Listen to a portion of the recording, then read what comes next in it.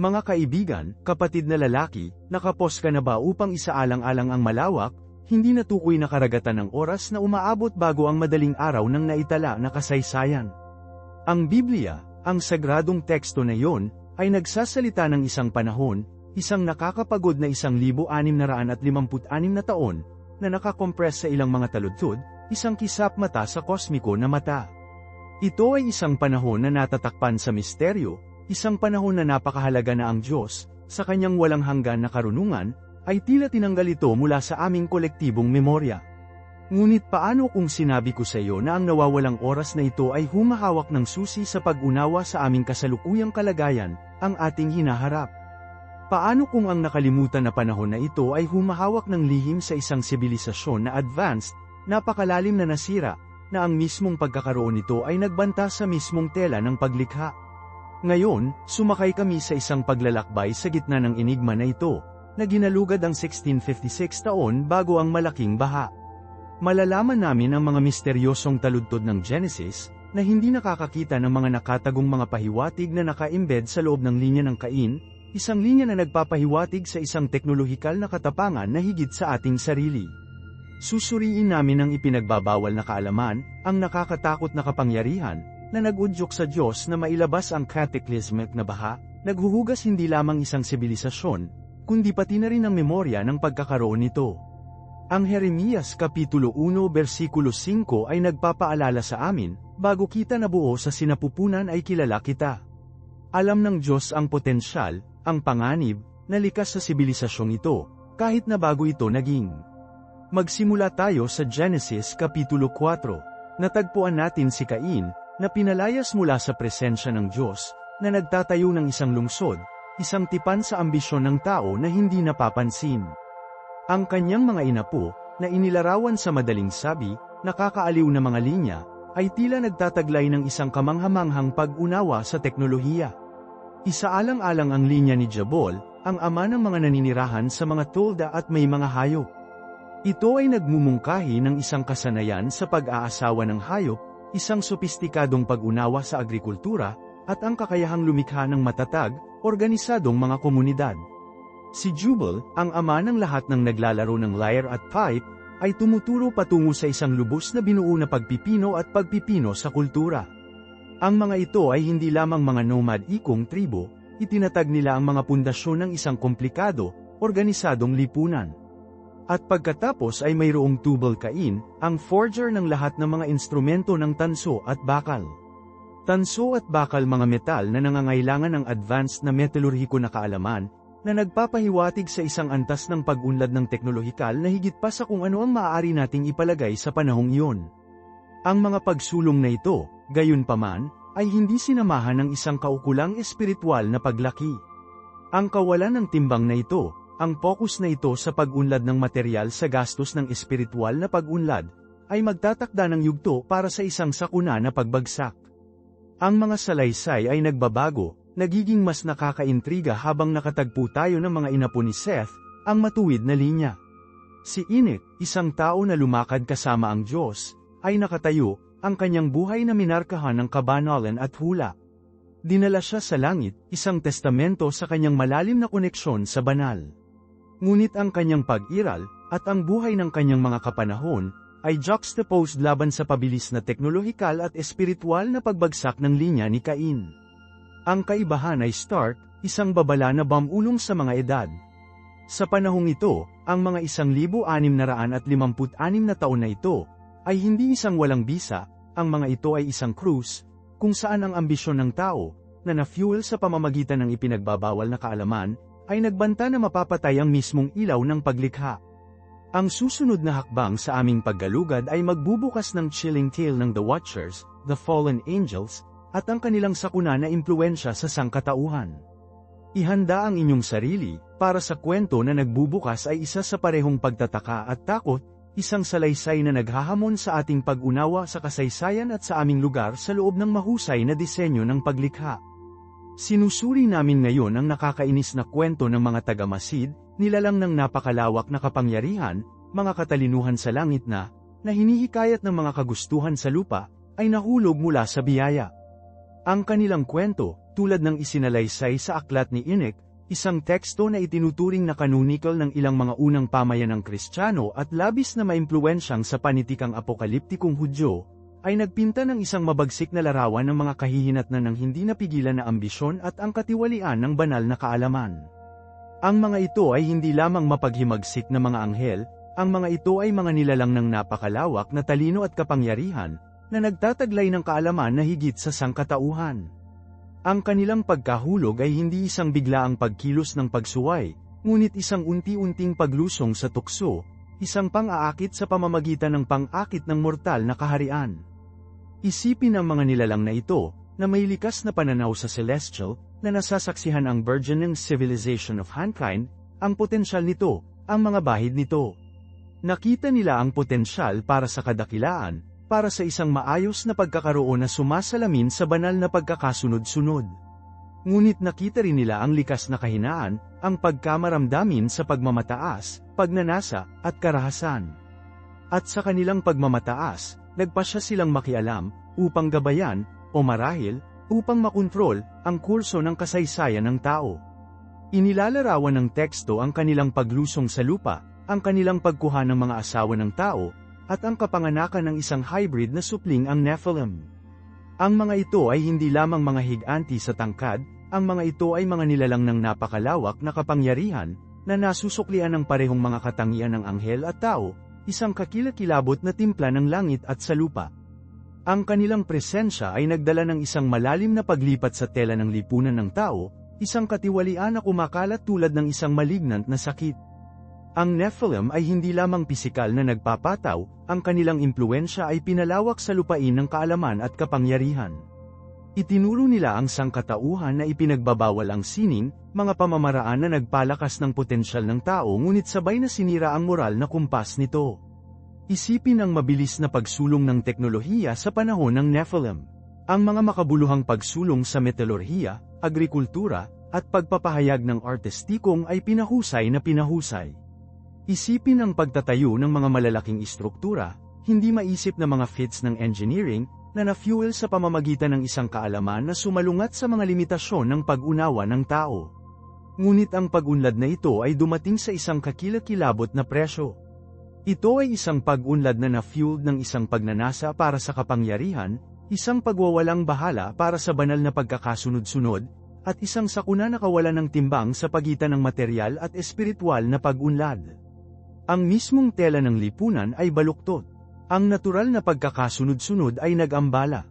Ang impluensya ng Nephilim ay nagtaguyod ng karahasan, kaguluhan, at isang malawak na pagkabulok ng moral. Ang sangkatauhan, na hinihikayat ng kanilang kapangyarihan at kaalaman, na wala ang paraan, na naliligaw pa at higit pa mula sa orihinal na layunin nito. Ang mundo, isang beses na salamin ng banal na pagkakaisa, ay naging isang lugar ng pag-aanak para sa kasamaan at pagkawasak.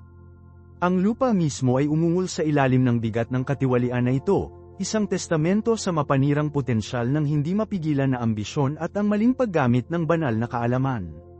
Ito ang pamana ng mga taga-Masid, isang mabibigat na babala na nakalagay sa mismong tela ng ating kasaysayan, isang chilling prelude sa cataclysm na darating.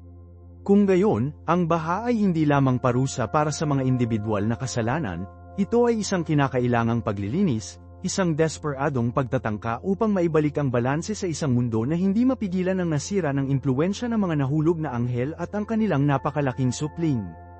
Ang kwento ng mga taga-Masid ay nagsisilbing isang walang katapusang parabula, na nagpapaalala sa amin ng mga peligro ng hindi napigilan na ambisyon, ang masasamang impluensya ng kapangyarihan, at ang mahalagang kahalagahan ng pagpapanatili ng isang balanse sa pagitan ng material na pag-unlad at espiritual na paglaki. Isaalang-alang ang mga implikasyon, kung gayon. Ang salaysay ay hindi lamang isang kwento ng mga higanti at baha, ito ay isang microcosm ng kasaysayan ng tao mismo. Kami rin, ay patuloy na nakikipag-ugnay sa mapang-akit na pang-akit ng ipinagbabawal na kaalaman, ang nakalalasing na kapangyarihan ng hindi mapigilan na ambisyon. Isipin ang mga pang-agham na pagsulong ng ating sariling oras ang paghahati ng atom, ang pag-decode ng genome ng tao, ang mabilis na ebolusyon ng artipisyal na katalinuhan. Ang mga pagsulong na ito ay may malaking potensyal para sa kabutihan, Gayunpaman dinala nila ang mga buto ng pagkawasak. Ang parehong pagnanasa para sa kapangyarihan, ang parehong pagwawalang bahala para sa mga kahihinatnan, ang parehong kawalan ng timbang sa pagitan ng material at espiritual na paglaki na nagpakilala sa panahon ng Nephilim, ay sumasalamin sa ating sariling oras. Nakatayo kami sa pag-ulan ng mga kamanghamanghang mga kababalaghan, na may kakayahang muling ibalik ang mundo sa mga paraan na mapangarapin lamang ng ating mga ninuno. Ngunit sapat ba tayo, sapat na maayos ang tunog, sapat na espiritual na sapat upang magamit ang gayong kapangyarihan na responsable? Ang kwento ng mga taga-Masid ay nagsisilbing isang kwento ng pag-iingat, isang salamin na sumasalamin sa aming sariling potensyal para sa pagsira sa sarili. Nakikita natin ang anino ng Nephilim sa hindi napigilan na pagtugis ng pangingibabaw sa teknolohikal, sa pagwawalang bahala para sa mga pagsasaalang-alang sa etikal, sa pagsamba sa material na pag-unlad sa gastos ng espiritual na kagalingan.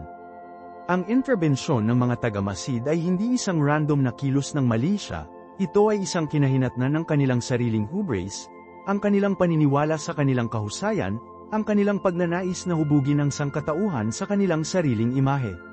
Ito ay sumasalamin sa marami sa mga panganib na kinakaharap natin ngayon, ang potensyal para sa teknolohikal na pag-iisa, ang pagtaas ng malakas na AI, ang potensyal para sa genetic engineering upang lumikha ng isang bagong anyo ng sangkatauhan.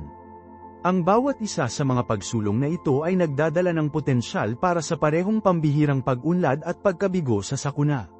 Ang susi ay namamalagi sa aming kakayahang pamahalaan ang mga pagsulong na ito ng responsable, upang matiyak na naglilingkod sila sa pagpapabuti ng sangkatauhan kaysa sa pagkawasak nito.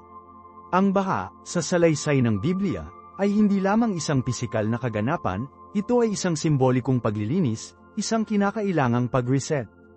Kinakatawan nito ang potensyal para sa isang pagbagsak ng sakuna, isang punto kung saan ang kawalan ng timbang sa pagitan ng material at espiritual na pag-unlad ay hindi napapanatili.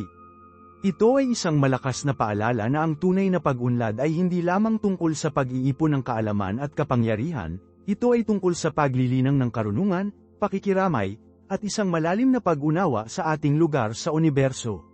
Dapat nating malaman mula sa mga pagkakamali ng mga taga-Masid, mula sa mapanirang pamana ng Nephilim.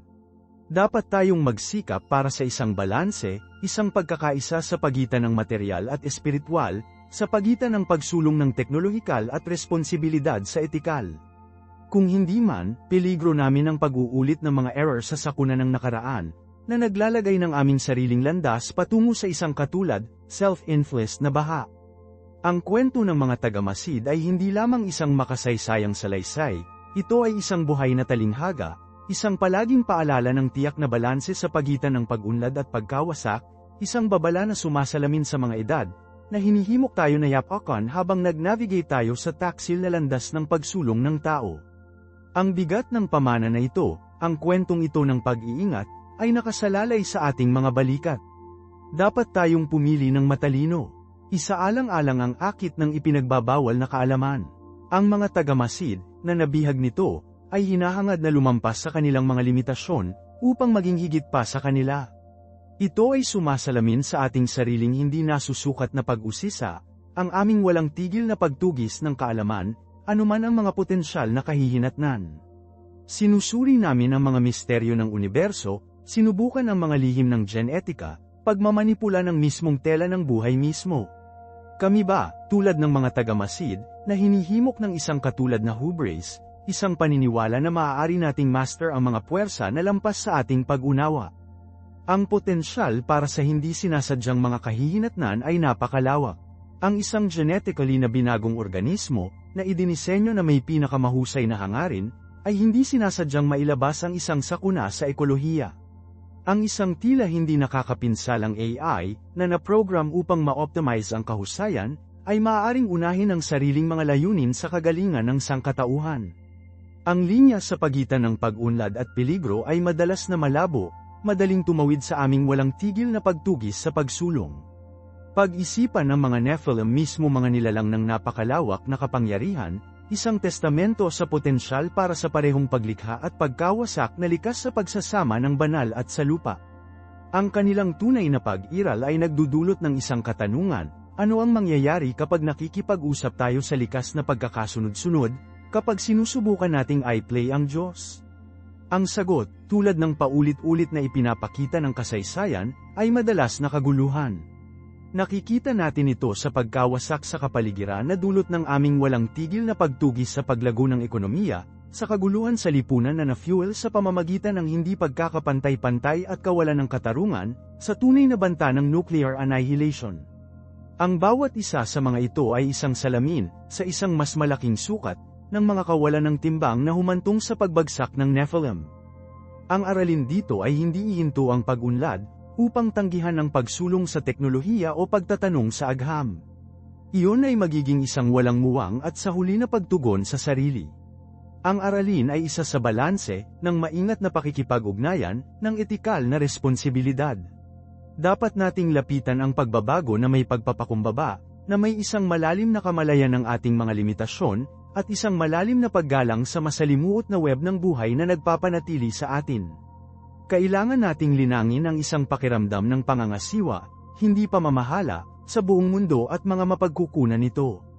Dapat nating unahin ang karunungan sa kaalaman, pakikiramay sa ambisyon, at mga pagsasaalang-alang sa etikal sa agarang kasiyahan. Ang landas sa isang napapanatiling hinaharap ay hindi pinahiran ng hindi napigilan na pagsulong ng teknolohiya lamang, nangangailangan nito ng isang kahanay, pantay na matatag na pag-unlad ng ating espiritual at etikal na pag-unawa. Pagkatapos lamang ay inaasahan nating maiwasan ang pag-uulit ng mga sakuna ng mga pagkakamali ng nakaraan, upang matiyak na ang pamana na iniwan natin ay isa sa pag-unlad, hindi pagkawasak. Ang hamon sa harap natin ay napakalawak, ngunit hindi ito masusukat. Ang kwento ng mga taga-Masid, ng Nephilim, ay nagsisilbi hindi lamang bilang isang babala kundi pati na rin bilang isang tawag sa pagkilos, isang paalala ng potensyal para sa parehong hindi kapani-paniwalang kabutihan at nagwawasak na pinsala na nasa loob ng aming pagkakahawak.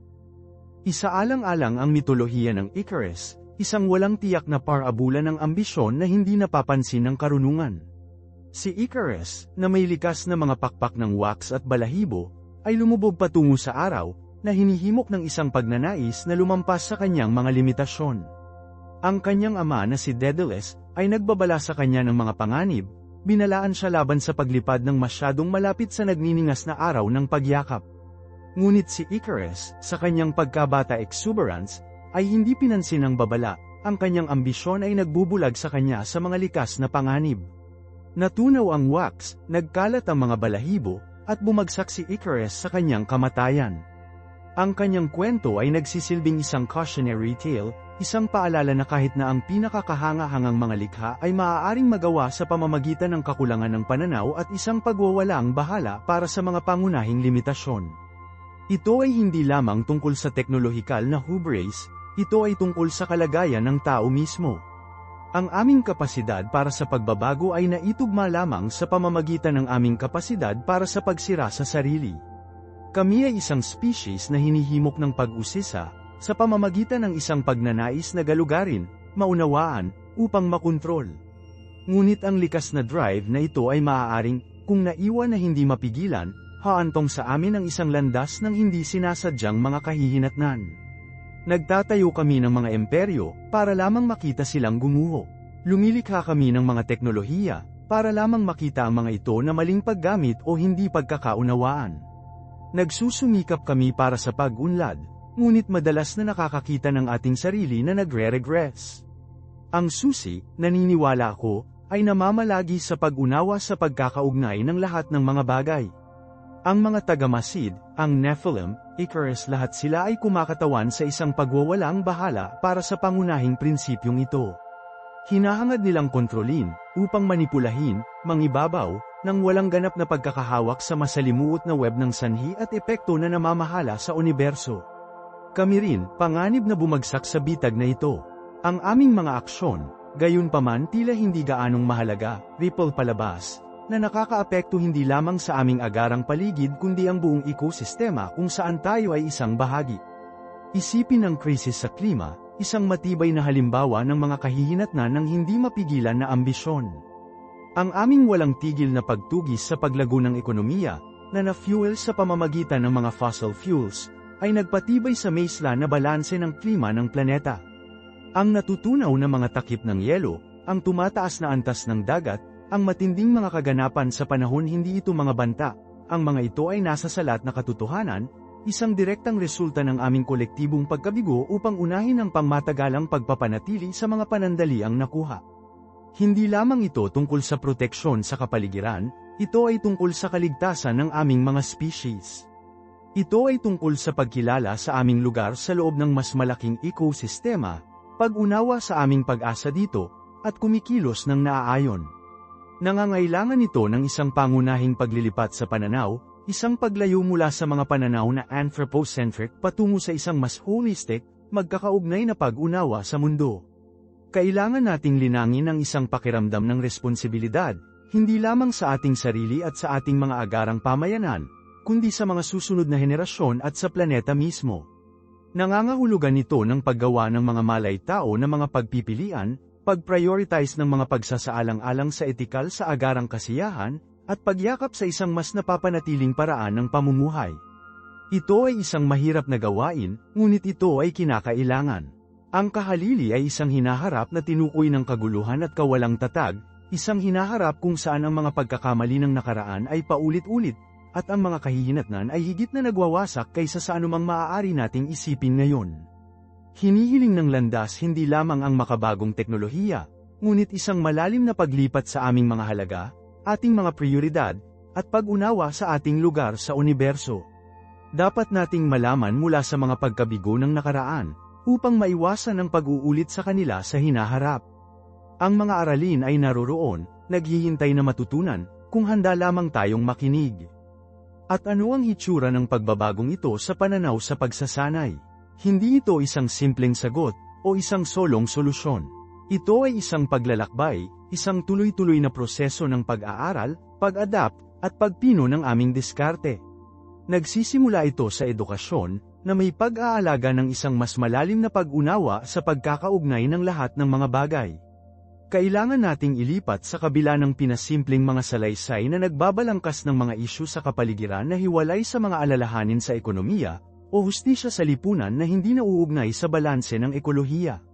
Ito ang lahat ng mga facet ng parehong komplikadong katotohanan. Kailangan nating isama ang mga pananaw na ito, upang makita ang buong larawan, upang maunawaan ang masalimuot na web ng mga relasyon na nagbubuklod sa atin. Isaalang-alang ang epekto ng deforestation. Madalas kaming nakatuon sa pagkawala ng mga puno, pagbawas sa biodiversity, at ang kontribusyon sa pagbabago ng klima. Ngunit ano ang tungkol sa mga pamayanan na nakasalalay sa mga kagubatan para sa kanilang mga kabuhayan? Kumusta naman ang epekto sa mga siklo ng tubig, pagguho ng lupa, at ang pag-aalis ng mga katutubong populasyon? Ang isang tunay na holistic na diskarte ay nangangailangan sa amin upang isaalang-alang ang lahat ng mga salik na ito, upang kilalanin ang pagkakaugnay ng pagkasira ng kapaligiran, hindi pagkakapantay-pantay sa ekonomiya, at kawalang katarungan sa lipunan. Katulad nito, isaalang-alang ang pagbuo ng mga bagong teknolohiya. Dapat tayong lumipat sa kabila ng isang purong teknolohikal na pag-aayos ng pag-aayos. Habang ang pagbabago ay mahalaga, dapat itong gabayan ng mga pagsasaalang-alang sa etikal, sa pamamagitan ng isang malalim na pag-unawa sa mga potensyal na kahihinatnan, kapwa inilaan at hindi sinasadya. Ang pag-unlad ng artipisyal na katalinuhan, halimbawa, ay nagtatanghal ng napakalawak na mga pagkakataon, ngunit din ng mga makabuluhang panganib. Dapat nating tiyakin na ang pag-unlad at paglawak nito ay ginagabayan ng mga prinsipyo ng pagiging patas, transparency, at pananagutan, upang maiwasan ang paglikha ng mga sistem na nagpapalala sa umiiral na mga hindi pagkakapantay-pantay o lumikha ng mga bagong anyo ng kontrol sa lipunan. Nangangailangan ito ng isang pakikipagtulungan, isang pandaigdigang pag-uusap na kinasasangkutan ng mga siyentipiko, tagagawa ng patakaran, pinuno ng negosyo, at mamamayan. Kailangan nating lumikha ng mga puwang para sa bukas na dialogo, para sa pagbabahagi ng kaalaman at pananaw, para sa pagbuo ng mga makabagong solusyon na tumutugon sa mga komplikadong hamon na kinakaharap ng ating mundo. Ito ay tungkol sa pagbagsak ng mga silos, pag-aalaga ng pakikipagtulungan ng interdisciplinary, at paglikha ng isang pakiramdam ng ibinahaging responsibilidad. Kailangan nating lumipat sa kabila ng isang mindset ng kompetisyon at patungo sa isa sa kooperasyon, na kinikilala na ang aming kolektibong kagalingan ay hindi mayugnay na mayugnay. Hindi ito isang tawag para sa passivity o pagbibitiw. Ito ay isang tawag sa pagkilos, isang tawag para sa isang mas malay at responsableng diskarte sa ating buhay at ang ating pakikipag-ugnay sa mundo sa paligid natin. Ito ay tungkol sa pagkilala sa kapangyarihan na kailangan nating hubugin ang hinaharap, upang lumikha ng isang mundo na mas makatarungan, mas napapanatiling, at mas nababanat. Ito ay tungkol sa pagyakap sa mga hamon sa unahan, hindi sa takot, ngunit may pakiramdam ng layunin at pagpapasya. Ito ay tungkol sa pag-unawa na ang ating mga aksyon ay may mga kahihinatnan, at mayroon tayong responsibilidad na kumilos sa mga paraan na makikinabang hindi lamang sa ating sarili, kundi lahat ng buhay sa mundong ito. Mahaba ang paglalakbay, ngunit ang patutunguhan ay nagkakahalaga ng pagsusumikap. Ang hinaharap na nilikha natin ay magiging salamin ng mga pagpipilian na ginagawa natin ngayon. At ang mga pagpipilian na yon, ang aking kaibigan, ay dapat nating gawin. Ang responsibilidad ay nakasalalay sa ating mga balikat, sa aming kolektibong budi. Bumangon tayo sa okasyon. Piliin natin ng matalino. Mas malalim tayo sa konsepto ng responsableng pagbabago, lalo na tungkol sa artipisyal na katalinuhan. Naantig namin ang mga pagsasaalang-alang sa etikal, ngunit galugarin natin ang ilang mga konkretong halimbawa. Isaalang-alang ang paggamit ng AI sa hustisya sa kriminal. Ang teknolohiyang pagkilala sa facial, habang potensyal na kapakipakinabang sa pagkilala sa mga sospek, ay ipinakita na bias laban sa ilang mga pangkat ng lahi, na humahantong sa maling akala at maling pagkumbinsi. Itinampok nito ang kritikal na pangangailangan para sa mahigpit na pagsubok at pag-audit ng mga sistema ng AI upang matiyak ang pagiging patas at kawastuhan. Hindi namin maaaring i-deploy ang mga teknolohiyang ito nang hindi nauunawaan ang kanilang potensyal para sa pinsala. Ang pag-unlad ng mga algorithm ay dapat na transparent, na nagpapahintulot sa pagsisiyasat at pananagutan.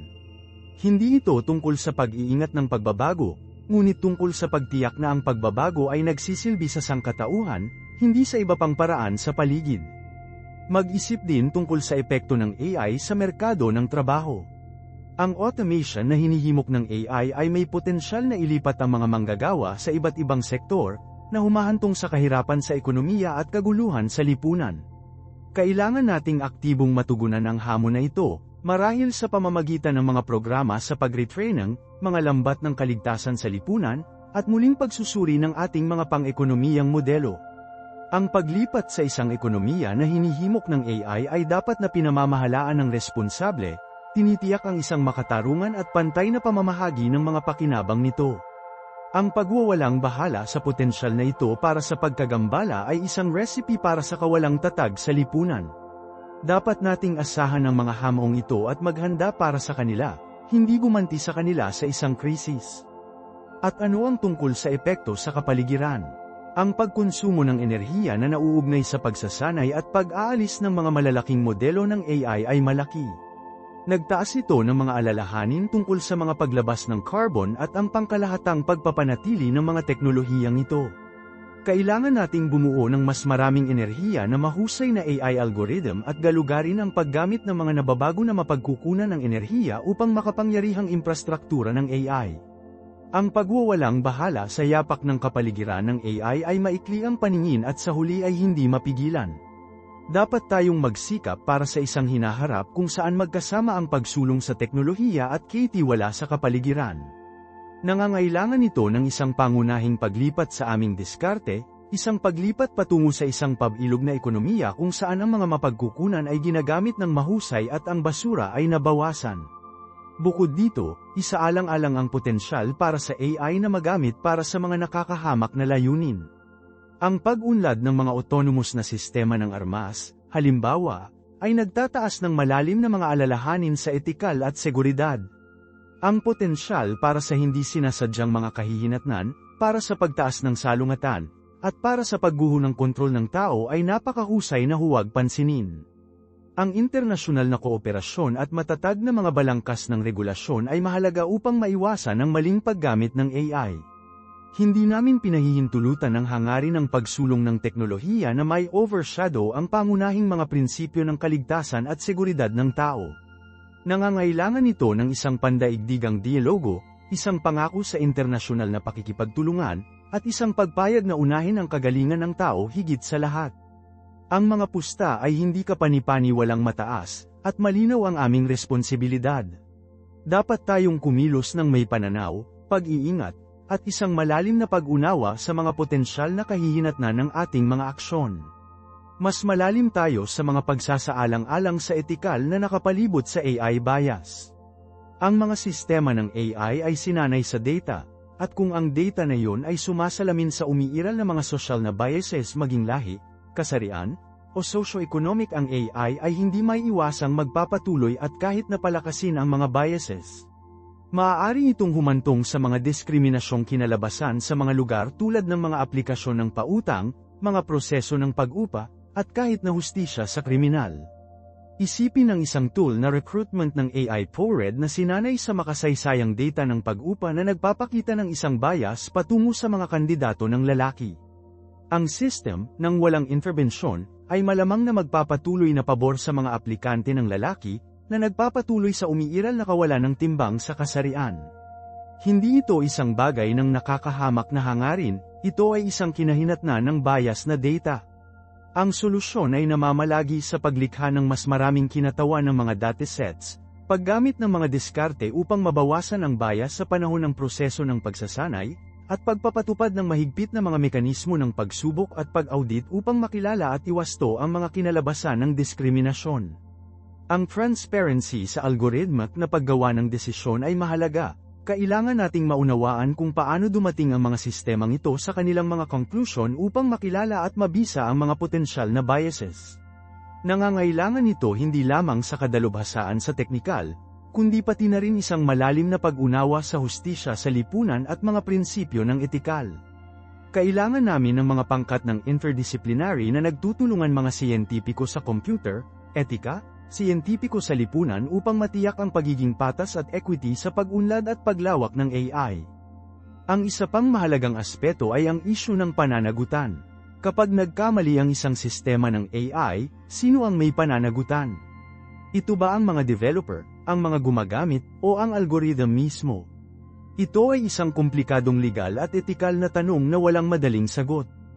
Ang pagtatatag ng mga malinaw na linya ng pananagutan ay mahalaga upang makabuo ng tiwala at matiyak ang responsableng pagbabago.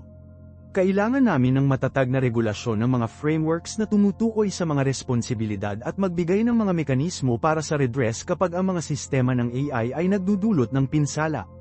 Nangangailangan din ito ng isang paglipat sa aming mga legal at regulasyon na istruktura, na iniangkop ang mga ito sa mga natatanging hamon na ipinakita ng AI. Hindi natin mai-apply ang umiiral na mga frameworks, kailangan namin ng mga bagong diskarte na isinasaalang-alang ang pagiging komplikado ng paggawa ng desisyon ng AI at ang potensyal para sa hindi inaasahang mga kahihinatnan. Ito ay isang hamon na nangangailangan ng pakikipagtulungan sa pagitan ng mga tagagawa ng patakaran, legal na eksperto, at mga developer ng AI na lumikha ng isang sistema na kapwa-epektibo at makatarungan. Ang layunin ay hindi upang maiiwasan ang pagbabago, ngunit upang lumikha ng isang balangkas na naghihikayat sa responsableng pagbabago habang pinoprotektahan ang mga individual at lipunan mula sa potensyal na pinsala. Nangangahulugan ito na pag-aalaga ng isang kultura ng pag-unlad at pag-deploy ng AI, kung saan pinakamahalaga ang pananagutan at transparency. Dapat nating aktibong disenyo ng mga system na hindi lamang mahusay at epektibo, kundi pati na rin etikal at makatarungan. Ang kinabukasan ng AI ay nakasalalay sa aming kakayahang matugunan ang mga komplikadong etikal na hamon na ito ng aktibo at maingat. Dapat nating linangin ang isang kolektibong responsibilidad upang matiyak na ang malakas na teknolohiyang ito ay ginagamit para sa pagpapabuti ng sangkatauhan, hindi ang pagkasira nito. Mas malalim tayo sa aspeto ng pananagutan.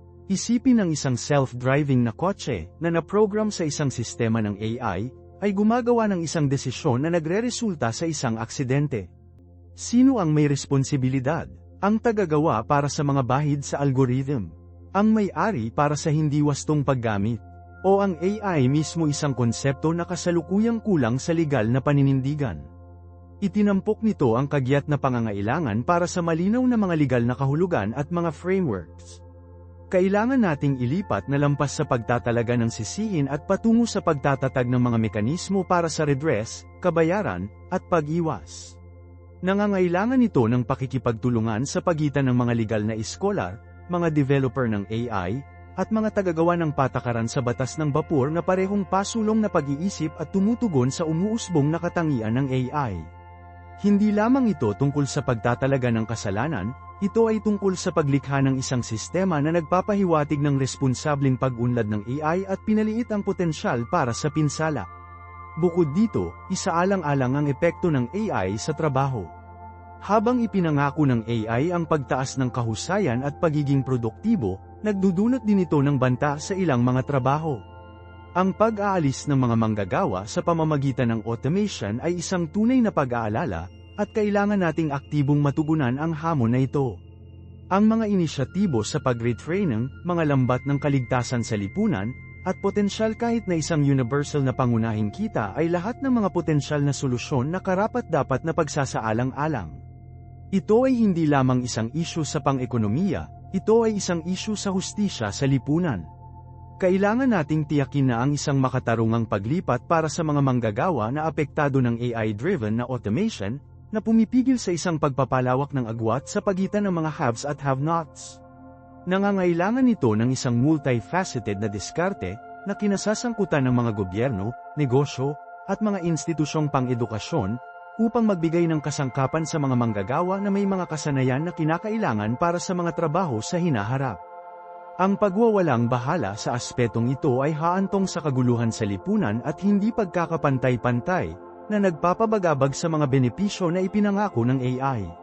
Dapat nating isaalang-alang ang mga sosyal na ramifications sa tabi ng mga pagsulong sa teknolohikal. Ang isa pang kritikal na lugar ay ang potensyal para sa AI na gagamitin para sa mga nakakahamak na layunin. Ang pag-unlad ng mga autonomous na sistema ng armas, halimbawa, ay nagtataas ng malalim na mga alalahanin sa etikal at seguridad. Ang potensyal para sa hindi sinasadyang mga kahihinatnan, pagtaas, at pagkawala ng kontrol ng tao ay napakalawak. Ang internasyonal na kooperasyon ay mahalaga upang maitaguyod ang mga pamantayan at regulasyon na namamahala sa pag-unlad at paglawak ng mga naturang teknolohiya. Kailangan nating magkaroon ng isang pandaigdigang pag-uusap, na kinasasangkutan ng mga eksperto mula sa iba't ibang larangan, upang tukuyin ang mga katanggap-tanggap na mga hangganan at maiwasan ang maling paggamit ng AI para sa mga nakakapinsalang layunin. Hindi lamang ito tungkol sa kontrol sa teknolohiya, ito ay tungkol sa pagtatatag ng mga patnubay sa etikal at pang-internasyonal na kasunduan upang matiyak ang responsableng paggamit ng AI para sa kapakinabangan ng lahat ng sangkatauhan, hindi lamang isang piling ilang. Ang pagkabigo upang matugunan ang aspetong ito ay maaaring humantong sa mga kahihinatnan na sakuna.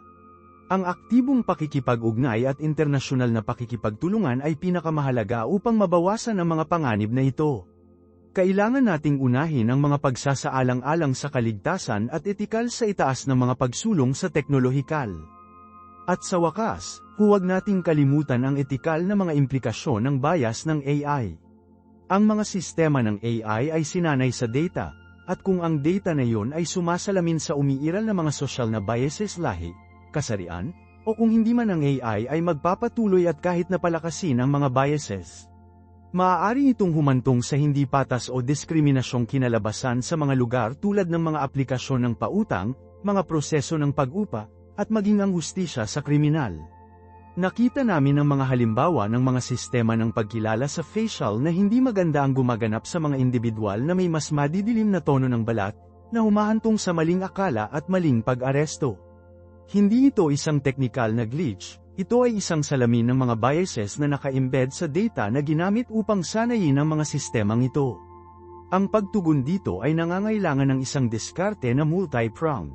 Una, kailangan nating tiyakin na ang mga datasets na ginamit upang sanayin ang AI ay magkakaibang at kinatawan ng populasyon na kanilang ihahatid. Pangalawa, kailangan nating bumuo ng mga pamamaraan upang makita at mabawasan ang bias sa mga algorithm ng AI. Pangatlo, at marahil ang pinakamahalaga, kailangan nating palakasin ang isang kultura ng kamalayan sa etikal sa mga developer at gumagamit ng AI. Ito ay nagsasangkot ng edukasyon, pagsasanay, at ang pagtatatag ng mga etikal na alituntunin at pinakamahusay na kasanayan. Hindi namin maaaring bumuo lamang ng AI at umaasa para sa pinakamahusay, kailangan nating aktibong magtrabaho upang matiyak na patas, pantay-pantay, at kapaki-pakinabang para sa lahat. Ang pagwawalang bahala sa aspetong ito ay haantong sa isang pagpapatuloy ng umiiral na mga hindi pagkakapantay-pantay, na nagpapabagabag sa potensyal ng AI upang lumikha ng isang mas makatarungan at pantay na lipunan. Ang responsibilidad ay namamalagi sa ating lahat mga developer, tagagawa ng patakaran, at mga gumagamit upang matiyak na ang AI ay binuo at ginamit ng responsable. Nangangailangan ito ng patuloy na pagbabantay, kritikal na pagsusuri, at isang pangako sa patuloy na pagpapabuti.